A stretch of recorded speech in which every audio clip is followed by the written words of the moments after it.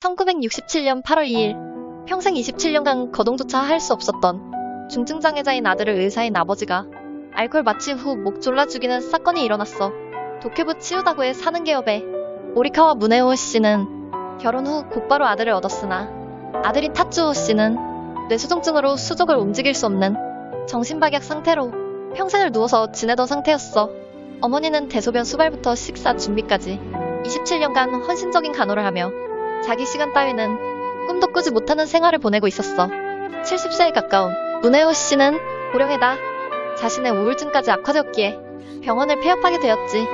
살 날이 얼마 남지 않았다고 생각한 아버지는 동반 자살을 결의하고 이 범행을 저지르게 되었어.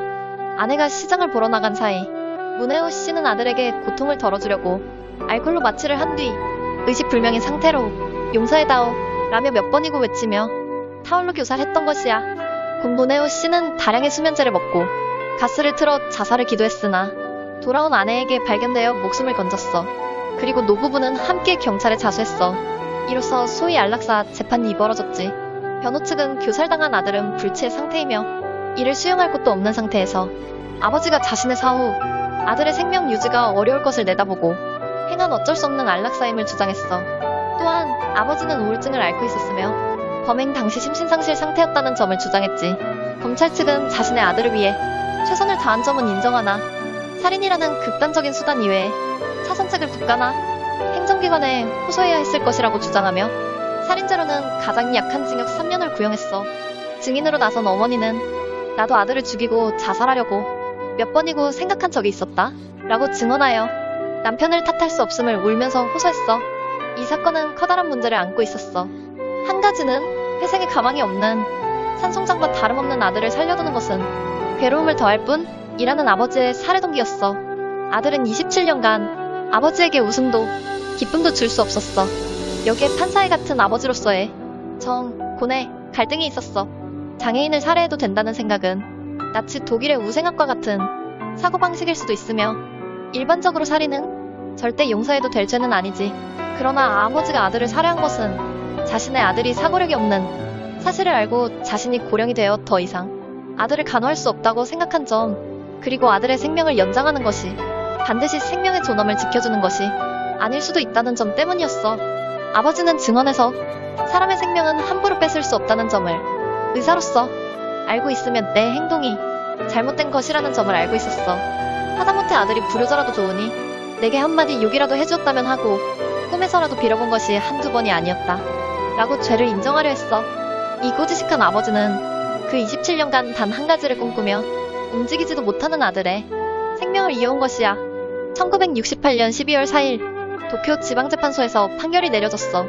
방청석에는 피고인과 마찬가지로 심신장애를 지닌 자녀를 가진 부모들과 법률을 전공하는 학생들 등으로 가득 차 있었지. 그리고 키요미즈 슌조 재판장은 모든 점에서 죄가 없다고 단정 지을 수는 없으나 범행 시 부치는 극도의 피로 끝에 우울증에 의한 심신상실 상태였다 라며 무죄 판결을 내렸어. 재판장은 변호인 측의 주장을 인정하여 감정을 가지지 못한 아들을 27년이나 돌보았던 모리카와 의사의 노고를 용인하는 발언을 했어. 아버지의 행동은 살인이기는 하나 이 사건의 동기에는 애정과 인정이 있었다. 이 판결문이 낭독될 때 만석인 방청석에서는 흐느낌이 끊이지 않았다고 해. 재판에서는 아버지의 우울증을 이유로 무죄 판결을 내리기는 했지만 이는 가능한 한법률상의 근거를 들어 변명한 것에 불과할지도 몰라. 하지만 재판장은 지금까지의 안락사로 무죄가 내려진 판례가 없음을 알고 안락사라는 주제로 시비를 가리기보다는 아버지의 우울증이라는 심신상실 상태가 아들을 죽인 것으로 판결한 것이야. 실제로는 아버지로서 혹은 인간으로서 정상적인 판단 하에 아들을 살해했을지도 모르는 거지. 그러나 불치병이었으며 부모의 육체적, 정신적 고통을 묵인할 수는 없어. 윤리적 정당성을 고려해 이러한 판결을 내렸다고 생각해야 할 것이야. 이 판결은 대부분의 사람들이 납득할 수 있는 사정이 있었으며 검찰 측도 항소하지 않아 무죄가 확정되었어.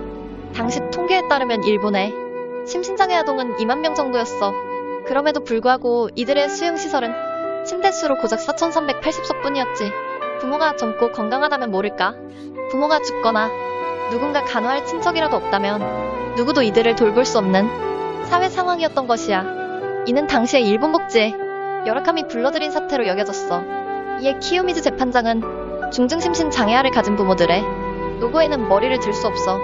국가의 간호 시설이 강화되기를 강력히 요망한다. 는 이래의 주문을 더했어. 아버지는 무죄가 되었지만 한 아버지를 여기까지 몰아넣은 공범자는 국가였다고 할 수 있는 것이지. 그리고 거의 전무했던 국가의 책임까지 무죄로 할 수 없다는 여론이 일어났어.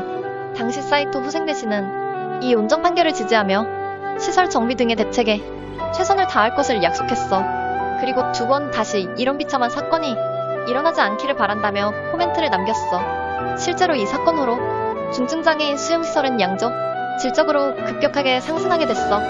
이후 일본의 복지제도는 교토 치매 노인 살해 사건으로 다시 한번 경종을 울리게 되지만 이는 한참 나중의 일이야. 당시 안락사 사건으로서는 이래의 온정 판결이었으며 중증장애인에 대한 처와 그를 지탱하는 가족들의 노고에 대해 생각하게 되는 계기가 되었다고 할 수 있어.